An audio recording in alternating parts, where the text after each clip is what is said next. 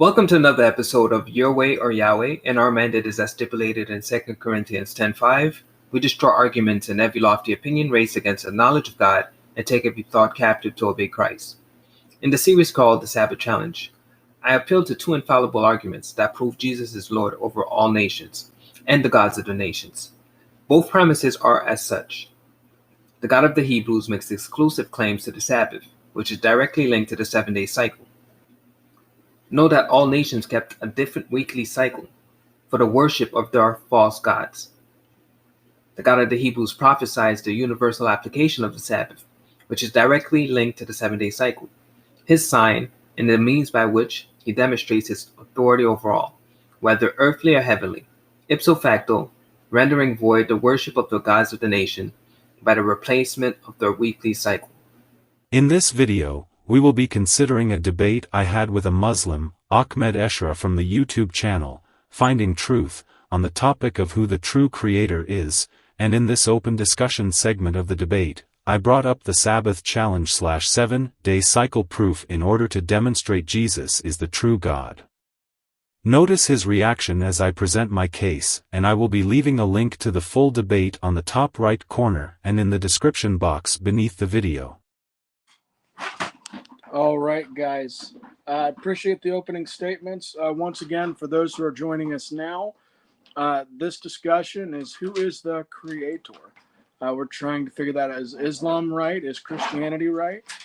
You in the viewership, please be the judge. Get ready to ask some questions, though, during the next 45 minutes of open discussion.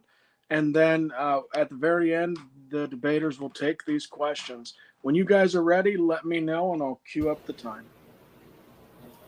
All right. Since I started, I guess I should start with the question, right? No problem. Thanks. So I heard your rebuttal. So how about we engage with your rebuttals to my propositions? Let's start off with the Sabbath challenge argument. I made it. It was based on two infallible propositions. The first one being the God of the Hebrews makes exclusive claims to the Sabbath. Now, you said the word Sabbath is in the Quran. I understand that. Can you give me one example where the 7-day cycle is established in the Quran? Because the 7-day cycle is directly linked to the Sabbath. So can you show me anywhere in the Quran that says God, your God, created in 6 days and he Shabbat on the 7th? Okay, so I'm not sure how that would prove or not prove whether Islam is an authentic religion or not. It is a fact that in the Quran, God says that he has created the heavens and the earth in 6 days. And then he said that after that, he istawa al-arsh, he took the throne, okay? So yes, the story in the Old Testament and in the Quran is the same. So God does not use the word he rested on the 7th day. He uses the expression in the Quran, he took the throne. He took the throne is like when a king finishes establishing his kingdom and then he sits to rule. So okay, it's also quite comparable to what you can find in the Old Testament. Okay, so let me repeat my question because you didn't address my question. First of all, I didn't say he rested. The word is Sabbath. I know in the English translation it says rest, but the real word is Sabbath, and Sabbath doesn't mean rest in all contexts. So I'm going to repeat. It says in Genesis 1, he created in 6 days, and he Sabbath on the 7th, a 7-day cycle. My point is the authorship of the 7-day cycle. Why? Because he predicted it, my second proposition, he predicted it will be a universal across all nations as a sign of his authority over all creation. Therefore, his signature that creation belongs to him because he has power over it, universal power. So I'm going to go back again to the authorship, and then I'm going to go to my second proposition.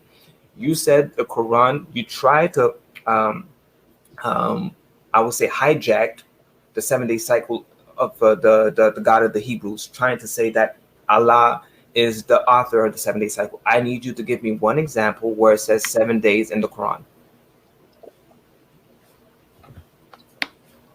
I am not sure what is the significance of your question, Terry. Okay. So Allah does not say that I am a new God and hence I want to be proven. There is no distinction in the Quran in the first place between the what you call the God of the Hebrews and the God of the Quran. Allah in the Quran says, I have commanded the Hebrews to observe the Sabbath. This is not his exact words, I'm just explaining the meaning. And he tells the story of an Israelite village that did not observe the Sabbath, and that he punished them because they have abused his command. Now, whether God in the Torah or not makes a prediction that the 7-day cycle will dominate or not dominate has no bearing on whether it is the same God or not.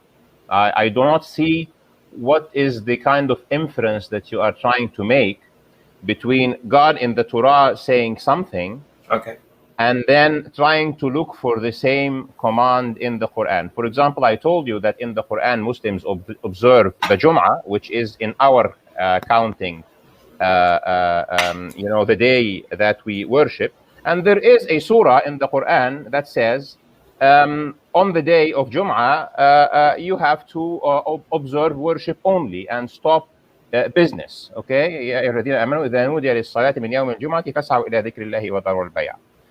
It has, I'm not sure what you want me to provide you, so I'm going to tell you. I'm going to explain to you. Because you're, so let's make it clear to all people that's watching, because there's Muslims, there's Christians, we all know there's no 7-day cycle in the Quran. So to somehow suggest, because I made it clear from the beginning, Ezekiel 20:12, Ezekiel 20:20, Yahweh says, I will make the Sabbath my sign that I am Yahweh. So it is his signature over creation. Leviticus 23, verse 1-3 makes it clear it is his sign that he is the Lord of creation. So this is the reason why I use that to them, because we're arguing who is the creator. I said my God has a signature to say that he is a creator.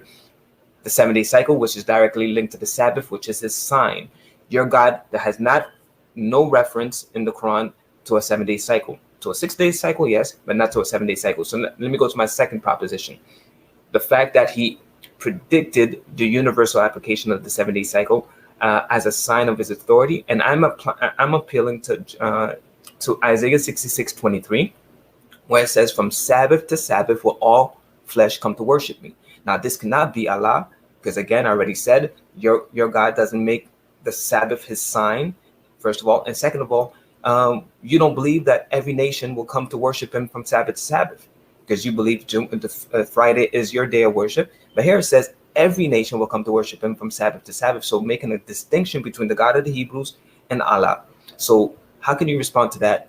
Because again, the second proposition demonstrates power over all nations. Can you give me one example of Allah demonstrating power over all nations to demonstrate that he is Lord over creation first? And second of all, how can you account for the fact that it says in the very verse I'm appealing to is Isaiah 66:23, which says, "From Sabbath to Sabbath will all nation come to worship me," therefore making a distinction between the God of the Hebrews and Allah, because Allah would not ask nobody to worship him from Sabbath to Sabbath. So do you recognize that what you call the God of the Hebrews is the God of Abraham, or you don't? We're contesting, because I don't believe your God is the God of Abraham. So we're contesting right now. This is the point of contention. I just gave you a specific verse that shows you the distinction between my God and your God, the Sabbath being his sign. Your God did never claim that the Sabbath is a sign. And I brought you to Isaiah 66:23, saying, "From Sabbath to Sabbath will all flesh come to worship me." You don't believe that as a Muslim. So can you please explain two things? First of all, give me one example in the Quran, because you say your God is the creator. So he should have power over creation. Demonstration of that. My God has. He predicted the universal application of the 7-day cycle as his authority over all nations. I provided Isaiah 41:20-24, where it says he challenges your God to do the same. And if you're not able to do the same, he says it's an abomination for anyone who holds down to such a God. So this is the challenge to you. Give me one example of a prediction that has universal implications.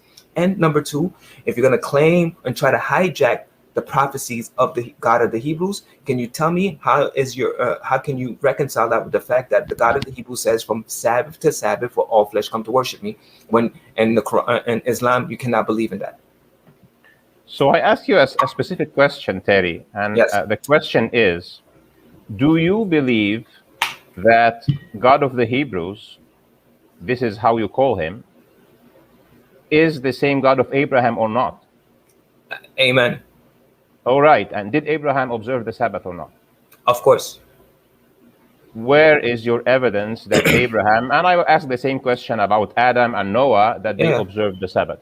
Because it says in Psalms 119:89 that the law of God is eternal, and in heaven, as per Revelation 11:19. So it's in heaven. So the same law that's in heaven, and it says in Genesis, I think Genesis 14 or 15, that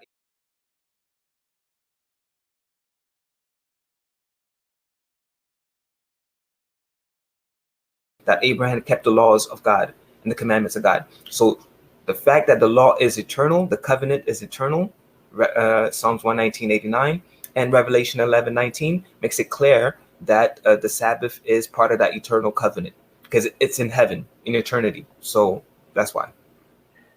So you did not provide evidence that Abraham observed the Sabbath, and this is a specific direct question. Saying that God is eternal does not solve this question. No, Why? I said the law is eternal. God's law to humans is not eternal. Okay, God changes or abrogates or adds or removes Not the eternal law law. in the way that he wants. For example, in your religion, Go ahead. Do you believe that you can have more than one wife in your religion? That's not the eternal law. The covenant. You cannot choose from what God ordains as law what is eternal and what is not. I'm not choosing. Deuteronomy. No, Deuteronomy 5:22 Okay. makes Deuteronomy 5:22 makes the distinction that the eternal covenant is the 10 commandments and the Sabbath is the fourth commandment. So every other law, Deuteronomy 31:26, the laws that were put to the side of the Ark of the Covenant, those could change, but not the 10 commandments. The 10 commandments, Deuteronomy 5:22, is distinct from the Mosaic law. You are making an assertion that is not supported. I just quoted the verse. The verse that you have quoted does not say that. Can you read it? You cannot make a distinction between. You can read it because you're quoting it. You cannot make a distinction between what is an eternal law and what is not an eternal law, because obviously God tells Moses, a prophet to the Hebrews, to observe the Sabbath, right? I am asking you a simple question. Where can you prove that Abraham and Noah and Adam have observed the Sabbath, and you say that this is because God's eternal? This is not evidence, because I can say I didn't say that. I didn't say because God is eternal. So I'm going to quote the verse that makes it clear that the covenant is eternal and apart or distinct from before you quote that. This is a covenant. Who took that covenant specifically? No. Look. I'm going to give you the covenant. It's saying that it's eternal and distinct from the Mosaic law. So Deuteronomy 5:22, the word of the Lord spake unto your assembly in the mount of the mist of the fire, of the cloud, and the thick darkness, with a great voice, and added no more. He added no more. The 10 commandments. He added nothing else to the 10 commandments, and he wrote them on 2 tables of stone. So you compare that to Deuteronomy 10:2. And I will write on the tables the words that were on the first table, which you broke, and thou shalt put it in the ark. And then you go to Revelation 11:19, and it says that the Ark of the Covenant is in heaven, so eternal. I'm talking about the 10 commandments is eternal. The Mosaic law could be changed, not the 10 commandments. So, and we're going away from the discussion. Sorry, Terry. You have not provided evidence. I just quoted it. That no, you have. This is not. You need to tell me, if you quote something, what makes it evidence for what you are claiming. What did I just argue? So what I am telling you is that God, who sets the Sabbath as a day of worship to the Jews or to the Hebrews, can set another to the Israelites, can set Israel. another day. Yeah, he can set another day to any people that he wants, and you will find either you will agree, either you need to make a resolution. Either you think that there is one God for all nations, or there is one God for Moses, who has suddenly decided to come and reveal himself to humanity. Okay? So the assertion of Islam is there is one God to all nations, and this God has revealed himself through messages to every community that existed at a point of time in their history. Okay? So if the Sabbath was his universal law, you should ubiquitously find that the Indians have in their Vedas or their holy books, and the Chinese and the Japanese and the people of North and South America and the people in Africa have specific veneration towards the Sabbath. Because if you do not find this kind of evidence, you need to resort to either one of two things. Number one, that God reveals whatever kind of law regarding his worship to whichever nation that he chooses. This is one option. And number two, that the God of the Torah, the God who has given the Ten Commandments, does not care about other nations at all. Okay, so I'm going to respond to this. First of all, again, I already established the laws is eternal, Deuteronomy 5:22, Deuteronomy 10:2, and Revelation 11:19. Makes it clear. He didn't respond to it. You have not established that. But you didn't argue against it. You just made a statement, but you didn't argue against it. So that's first of all. Second of all, as far as the Sabbath being for the nations, Isaiah 56, verse 6 and 7 makes it clear that the Sabbath is for the stranger as well. Isaiah 66:23 says, all flesh will come to worship me on Sabbath to Sabbath, but only those who are in covenant with Jesus Christ will keep the Sabbath, and only a remnant will be saved, as per Isaiah 10:22. So it's not every single person will decide willingly to keep the Sabbath. The world is in rebellion against God, but it says those who are his children will keep the 7-day Sabbath. So I don't understand. It's as if you're arguing a point. I'm making a point that Christianity doesn't make. Christianity doesn't say everybody will keep the Sabbath. My argument is that every nation keeps a 7-day cycle to give the opportunity to those who want to worship him on the 7th day to do so. That is my argument. So I'm going to finalize again. Can you give me one example of the Quran? No. You are not going to jump to that one. No, you're not. You're not arguing the point. You're not arguing. I am arguing the point. That's irrelevant.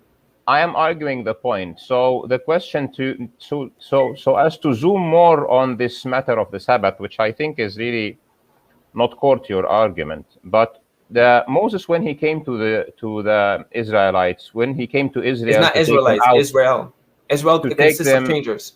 When he came to them in Egypt, okay? Yeah. Did they believe in God already, or they didn't? What is the relevance in that? The relevance is that if they have believed in God, they are following previous prophets, like Joseph, for example, who came to them in Egypt, who is a descendant. They were not. They were not. They were pagans. They were pagans. They forgot the name of Yahweh. Yes, the book says it. Why are we talking about things that has nothing to do with the discussion? Yes, Israel was in apostasy. No.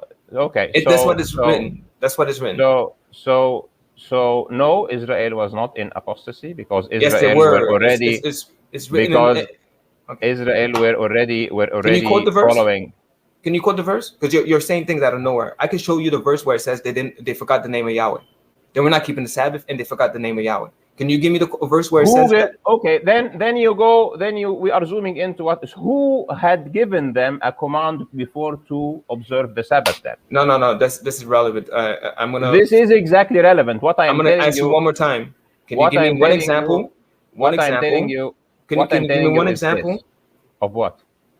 Can you give me one example where your God makes claims to a 7-day cycle? Number one. If he doesn't, then the Sabbath has nothing to do with the Sabbath.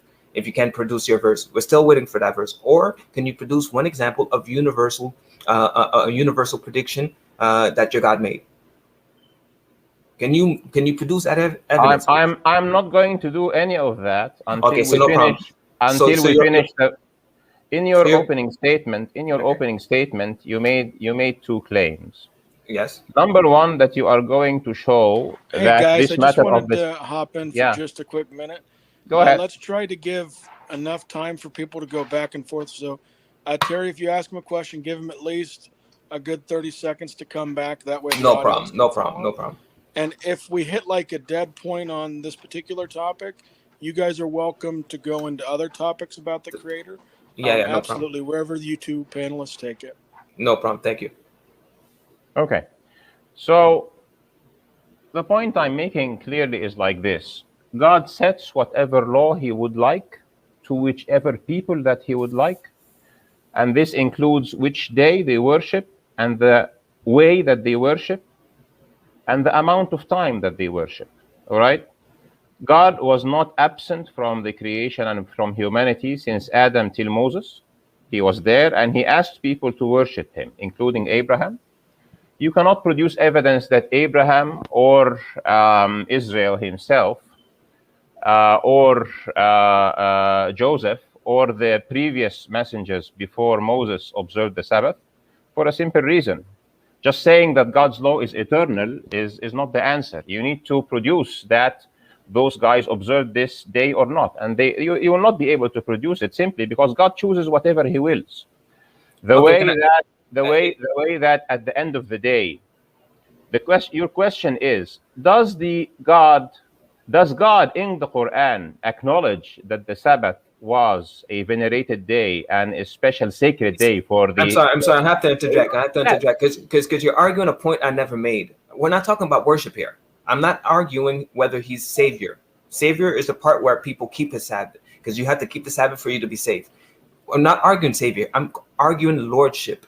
Lordship means he predicted the universal submission of the world to a 7-day cycle. Whether you worship it or not is besides the point. The fact is you're submitted. Every Muslim nation is submitted to a 7-day cycle. Whether you worship him on the Sabbath is irrelevant to the case. So my question to you is, does your God make any claims to a 7-day cycle? If it doesn't, then this prediction cannot be hijacked by your God. That's by Muslims. So let me. I'm not trying to hijack this prediction because we do not have a prediction in the Quran that God will subjugate people through the 7 days or not. Thank you. It is irrelevant to the question. Okay. So if you're to the question of whether Islam is God's religion or there is a continuity between the God of the Bible or God of the Quran, your point, as I understand it, is God in the Old Testament makes a prediction that people will observe a 7-day cycle. So good. I have no problem that the God of the Hebrews and God of Abraham is the same God, and when he wills something, it happens. There is no issue for us as Muslims to accept that God, if you want to call him Yahweh, is God. We have no problem with that. The problem with that is Isaiah 66:23. The prediction comes from Isaiah 66:23 that says, "From Sabbath to Sabbath will all flesh come to worship me." You cannot believe that, so you cannot hijack this prophecy because you do not accept parts of it. So that's first of all. Second of all, Jesus Christ said 2,000 years ago. Can you explain that again, please? Isaiah 66:23 says, "All flesh will come to worship me from Sabbath to Sabbath." You as a Muslim cannot accept that, so you cannot hijack this prophecy and say it refers to your God. That's first of all. Second of all, Jesus Christ 2,000 years ago said he is Lord of the Sabbath when it was not popular for him to say so, because only Israel kept the 7-day cycle, but he knows the future because he is God, and all nation has been submitted to a 7-day cycle. You see the difference between Jesus Christ and you, your God, is you're trying to hijack a prophecy now that it has been fulfilled. Jesus Christ, when he said it, people were laughing at him because only Israel kept the 7-day cycle. The spirits and the angels, the fallen angels, were laughing because you only have one nation that keeps a 7-day cycle. So the sphere of his influence is what's only with Israel. But as it says in Psalms 110, verse 1 and 5, "Come sit at my right hand," once he reascended, "until I submit all nations to you." So now, 2,000 years later, the last nation to be submitted to the USSR in the 1940s, now it is a popular thing for people to try to hijack a prophecy now that it has been fulfilled. But 2,000 years ago, your God did not make a prediction. 700 years ago, 1,400 years ago, your Muhammad did not add to this prophecy. So don't try to hijack it. Now let's go to the next argument. As it relates to being, go ahead. So I need to respond to what you said. Okay, go ahead. So and then we move on. You're attacking a straw man here because I did not try to hijack it. I told you very clearly that there is no prediction about 7-day cycles or not in the Quran. This is not an issue. If this prediction, it is not a mandate that everything that is mentioned in the Torah or Psalms, for example, or any other part of the previous scriptures has to be re-mentioned again in following scriptures. Now you said all flesh will worship me Sabbath to Sabbath, so I can tell you, okay, all flesh today does not worship God Sabbath to Sabbath, okay, including Christians, okay. I didn't say that's not my argument. Let me just continue. So, but you're misrepresenting my argument. I'm just quoting the verse that you quoted. So no, but when you said I believe that they would do that now. I said in the end, salvation. I need you to really pay attention to my arguments. I said at the end, I'm not here to argue his role as Savior. I'm here to argue his role as Lord. 7-day cycle is what you need to address, not the Sabbath. The 7-day cycle. I use the Sabbath to establish the fact that your God does not say the Sabbath is his sign. So therefore, you cannot say that this prophecy applies to your God. A 7-day cycle or not has no issue with Islam at all, except that in Islam, God picks the Friday instead of the Saturday, which is his will. I'm not arguing that he wants. If you're not arguing that, I have no problem with your I'm arguing for a 7-day cycle that's nowhere in the Quran. So let's move on to the next point. The Quran does not have to quote a 7-day cycle. I know it says 6. Anything. It says 6 days. When nobody keeps a 6-day cycle. So and it says 8 days as well. No, that's there is no. Okay. So you're now claiming that the Quran says that the week is 6 days? No, I'm just saying it says 6 days. I'm not going to even argue that. It doesn't matter to me. 6, 8, thousands of years. It doesn't matter. If you make a statement, you need to be very accurate. I take it back. I take it back. Okay. I don't want to argue. Just to comment on that, the Quran says the creation is in 6 days. The Old Testament says the creation is in 6 days. The Old Testament in English, which I know, uses a specific translation that I'm not very comfortable with, which is like God rested. You said there is another explanation for that on the 7th day. In the Quran, it says, and then he took the throne instead of using that other expression. So there is consistency. No, it's no consistency. Clearly, you're trying to hijack again because it doesn't say 7 days. There is nothing for me to hijack. No, but you're trying to conflate two things. There is no specific value for that prediction to Muslims because the Quran does not make that prediction. If this prediction is in the Old Testament, it has value to you, which is okay. Okay. It would be one of so many other evidences that you can produce that God of the Torah or God of the Tanakh or God of the Old Testament is an authentic God, which I don't mind. No, look, stop. Let's address the point that I'm establishing. First of all, you tried to conflate two narratives that are not similar. In the Quran, it says 6 days. It doesn't mention the 7th. In the Bible, it does mention the 7th. So stop trying to hijack. This is what the thing with Muslims. They're always trying to hijack, trying to attach themselves, like Ismail, trying to attach himself to the promise. You're not the child of the promise. Isaac is the child of the promise. And there's nothing to share at this table. You submit yourself to Jesus Christ, you will be at the table. But you cannot attach yourself to a God and not observe his will.